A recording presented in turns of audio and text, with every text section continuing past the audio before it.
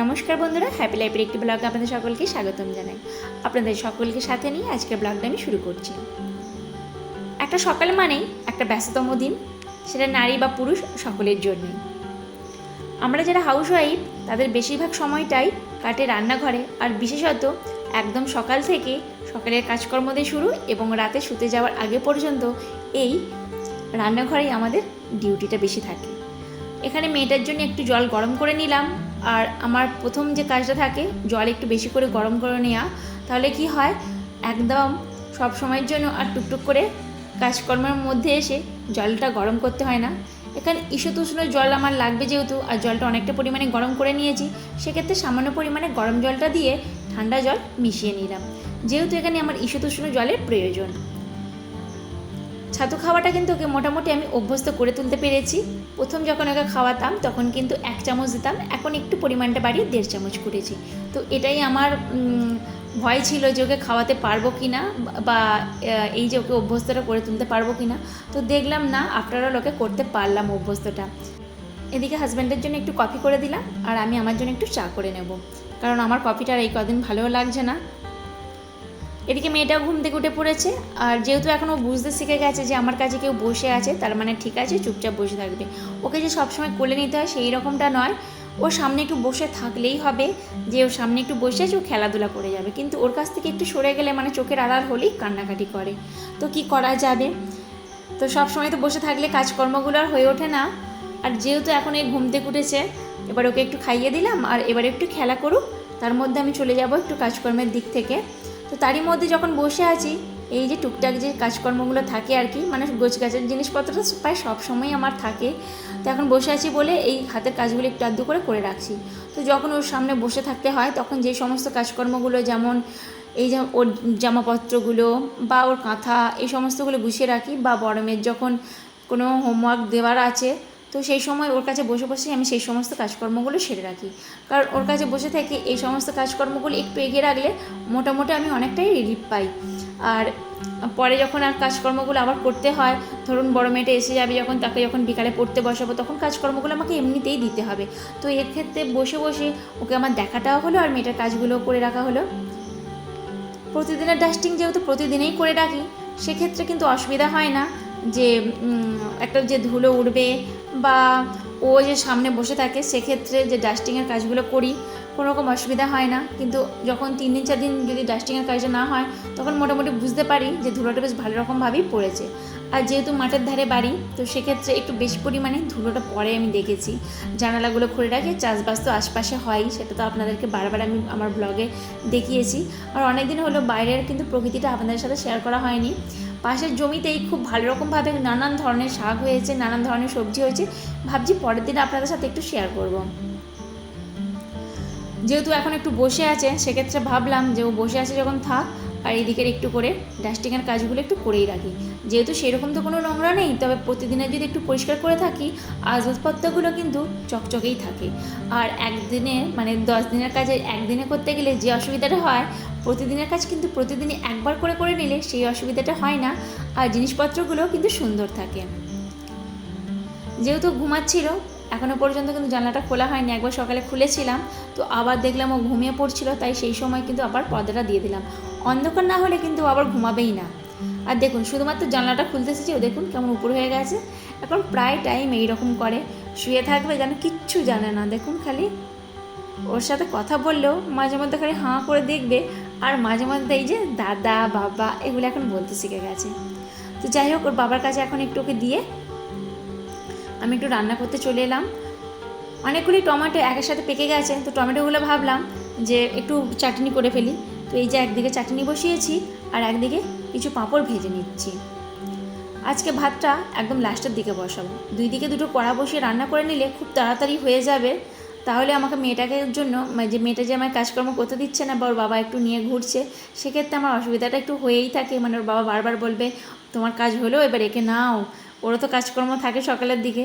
তো যাই হোক, ও এদিকে চান খাওয়া করে বেরিয়ে যাবে। তো সমস্ত কিছু দেখতে গেলে ভাবলাম যে না থাক, 2 দিকে 2টো কড়া বসে যদি রান্নাটা করে নেওয়া যায়, তারপরে তো ভাতটা ইজিভাবেই হয়ে যাবে, শুধু চালটা তুলে দিলেই। বেশ কয়েকটি পাঁপড় একটু বেশি করে ভেজে রাখছি, তাহলে হয় কি মেয়েটাও মাঝে মধ্যে খেতে পারে, আর ওকে যখন টিফিনে মুড়িয়ে দেবো এইগুলো একটু দিয়ে দিতে পারি। তবে এই যে এই পাঁপড়গুলোই এখন দেখি বেশি ভালো লাগে। আমরা যে আগে যে পাঁপড়গুলো খেতাম বা এখনও যে ধরনের পাঁপড় খাই সেগুলো অতটা কিন্তু ঠিক ভালো লাগে না। আর এই ব্যাট পাঁপড়টি আমরা এখানে প্রচলিত নামে বলি আর কি। তো ব্যাট পাঁপড়টাই বেশ ভালো লাগে। আজ মেয়েটার জন্য হোমমেড একটা যে সেরেলাক আপনাদেরকে বলেছিলাম সেটাই কিন্তু আজকে বানিয়ে নেব। তো আপনাদের সাথে রেসিপিটা অবশ্যই পরবর্তী ব্লগে শেয়ার করব, কারণ ভিডিওটি আমার এমনিতেই বড় হয়ে গিয়েছিল আর ভিডিওর প্রত্যেকটি ভিডিও আমার কাছে নেই। মানে আমার হাজব্যান্ডের ফোনে কিছু ভিডিও করা হয়েছে, আমার ফোনটা পুরোপুরি দেখলাম ফোন মেমোরি একদম ভর্তি হয়ে গেছে। তো আর কি চেষ্টা রাখলাম যে পরবর্তী একটা ব্লগে আপনাদের সাথে শেয়ার করে দিতে, তবে পরবর্তী ব্লগেই আমি করে দেওয়ার চেষ্টা করব।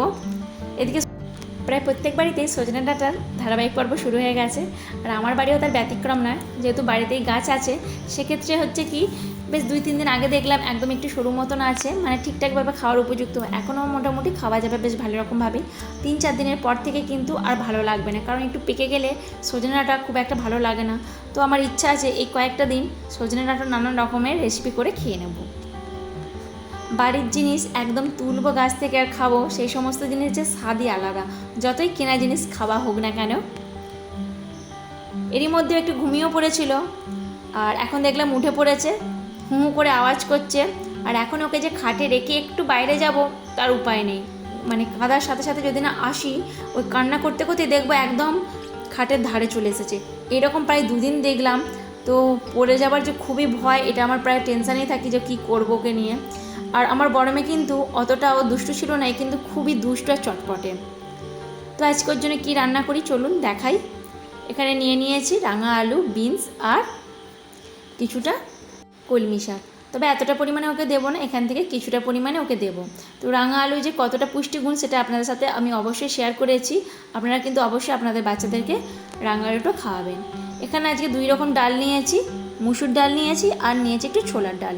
আর এটা একটু আগে থেকে ভিজিয়ে রাখবো, তা না হলে কিন্তু ভাত এবং শাকসবজিগুলো গলে যাবে, ডালটা কিন্তু গলে যাবে না। তো সেক্ষেত্রে একটু আগে থেকে ডালটা ভিজিয়ে রাখাটাই ভালো। এখানে নিলাম 2টো বিনস, রাঙা আলুটা কাটা হয়নি, রাঙা আলুটা কেটে নেব। আর নিলাম একটু শাক, আজকে কলমি শাক রেখেছি।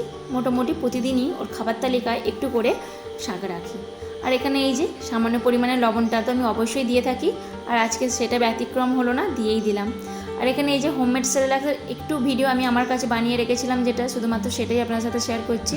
তো এর উপাদান প্রত্যেকটি কী কী পরিমাণে নিয়েছি আমি পরবর্তী ভিডিওতে অবশ্যই আপলোড করে দেওয়ার চেষ্টা করব, কারণ আমার ফোন মেমোরিটা এখন এতটাই মানে সবসময় ভর্তি হয়ে থাকে না, যে একটা ভিডিও করার সাথে সাথে কিন্তু আর একটা ভিডিওর যে আমি ক্লিক করে রাখবো সেরকম কিছুই হয় না। তো এখানে এই যে একটু ঢাকাও দিয়ে রাখলাম, কারণ এখন নানান ধরনের পাখি আসবে, পোকা আসবে, এ তো মুখ দিতেই পারে, সেটা একদমই স্বাস্থ্যের পক্ষে ভালো হবে না।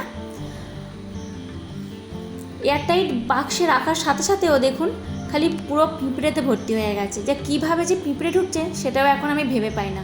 এয়ারটাইট বক্সে রেখেই তাহলে লাভটা কী হচ্ছে বলুন তো?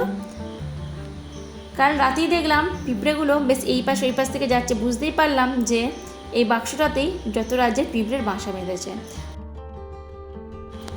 এখানে বড় মেয়ে স্কুল থেকে এসে বায়না ধরেছে এখন আম পারবে। এবারে ভাত খাবার টাইম, টিফিন তো জানিয়ে গেছে কিছুই খায়নি, ফিরিয়ে নিয়ে এসেছে হাফ টিফিন। আজকে চাউমিন করে দিয়েছিলাম, তো কান্নাকাটি করেই যাচ্ছে ওর বাবাকে ধরে ধরে যে আমাকে একটা আম পেড়ে দিতেই হবে। ওর বাবা কিছুতে রাজি হচ্ছে না, যে ভাত খাবি আর এখন আম তো খুবই ছোট। আমি বললাম তুমি পেড়ে দাও, তা না হলে ও তো আমাকে জ্বালাতন করবে, তুমি তো কাজে চলে যাবে। কদিন ধরেই ও বলছে যে আমি একটা আম পারবো, তাই আমি ওকে বললাম তুমি কোলে নাও, আমটা পারুক। খুব একটা যে ছোটো হয়েছে ঠিক সেই রকম না, বেশ ভালো রকমই বড় হয়েছে, মোটামুটি একটা আমের ডাল বা চাটনি খাওয়াই যাবে। এরপর দুপুরের পর থেকে কোনো রকম ভিডিও কন্টিনিউ করা হয়নি, এবার এলাম একদম সন্ধ্যাবেলা। ওর যে হোমমেড সেরেলাকটা বানিয়েছিলাম আজকে কিন্তু উপাদানগুলি মোটামুটি পুরোপুরি সব কিছু চেঞ্জ। আর আজকের এই সেরেলাকটা কেমন খাই দেখি। আগের বারে যে সেরেলাকটা বানিয়েছিলাম বেশ তো ভালো রকমই খেলো। আজকের উপাদানগুলি যেহেতু পরিবর্তন করেছি, মানে একটা অন্যরকম সেরেলাক বানিয়েছি, দেখা যাক এই সেরেলাকটাও কীরকম খেতে চায়। আগের বারে সেরেলাকটা যে বানিয়েছিলাম 2 দিন দেখলাম ভালো রকম খাচ্ছিল না, তারপর দেখলাম মোটামুটি শ্যুট করে গেছে আর খেতেও চাইছিল। এবার এটা দেখলাম একটু দানা দানা, যেহেতু চাল ডাল দিয়ে তৈরি, এখানে এই কন্টেনারে রেখেছি। তো একটা কন্টেনার না ভালো এয়ারটাইট রাখলে ঠিক হয় না। আর এখানে যে কি পিঁপড়ের উপদ্রব সেটা তো আপনাদেরকে দেখালাম। মোটামুটি যা হয়েছে এটা থেকে 10 থেকে 15 দিন আরামসে চলে যাবে।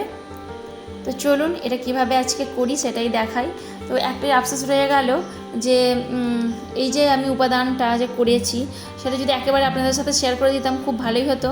এটা কিন্তু আজকে যেটা বানালাম সেটা কিন্তু নয়, আগের দিনের একটু রয়ে গিয়েছিল, সেটাই আজকে আমি ওকে বানিয়ে দিই। মানে আজকে মোটামুটি আগের যে সেরেলাকটা ছিল আজকেই শেষ হয়ে যাবে।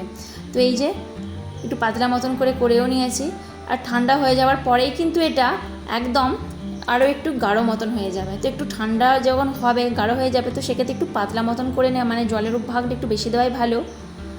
এখানে ডালিয়াটা একটু নেড়ে নিচ্ছি, কারণ সমস্ত কিছুর ভেতর থেকে দেখলাম পিঁপড়ে গেছে, কিন্তু ডালিয়াটা থেকে পিঁপড়েটা মোটামুটি যায়নি, রয়েই গেছে। তাই একটু হালকা করে আঁচে জাস্ট কড়াটা গরম করে নিয়ে একটু এপুট এপুট করে নেড়ে নিলাম।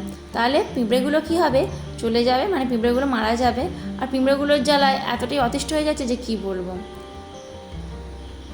মেয়েটা অনেকক্ষণ ধরে বলছিল যে একটু আমাকে পাস্তা করে দাও, নাহলে চাউমিন করে দাও। চাউমিন তো ওবেলা নিয়ে গেছে, ওই জন্য ওকে বললাম যে পাস্তা খেতে হবে না, কিন্তু শুনবে না। যেহেতু বিনস আর গাজরও ছিল তাই ভাবলাম একটু থাক, বলছে যখন করেই দিই। আর আমাদেরও আজকে ডিনারে একটু পাস্তা করে নিয়েছি, আর লাস্টে একটু মুড়ি খেয়ে নেবো, কারণ মুড়িটা আমাদের রুটি হোক বা পরোটাই হোক, মুড়ি খাওয়াটা আমাদের মাস্ট। আর আজকে যেহেতু পাস্তা হয়েছে তো আজকেও তার ব্যতিক্রম নয়, আজকেও ঠিক তাই খাবো, মানে লাস্টে একটু মুড়ি খাবো। তাহলে আজকের ভিডিওটি এই পর্যন্তই রাখলাম। আই হোপ আপনাদের একটু হলেও ভালো লেগেছে। যদি ভালো লেগে থাকে তাহলে অবশ্যই একটা লাইক এবং একটা কমেন্ট করবেন। আর আপনাদের যদি কোনো মন্তব্য থেকে থাকে তাহলে অবশ্যই আমার কমেন্ট বক্সে সেটা রেখে যাবেন। আমি চেষ্টা রাখবো সেটা আপনাদের কমেন্টের মাধ্যমে উত্তর দেবার। ততক্ষণের জন্য ভালো থাকুন, সুস্থ থাকুন, সকলকে নিয়ে ভালো থাকুন। আবার দেখা হচ্ছে নেক্সট কোনো একটি ব্লগে। শেষ পর্যন্ত দেখার জন্য অসংখ্য ধন্যবাদ।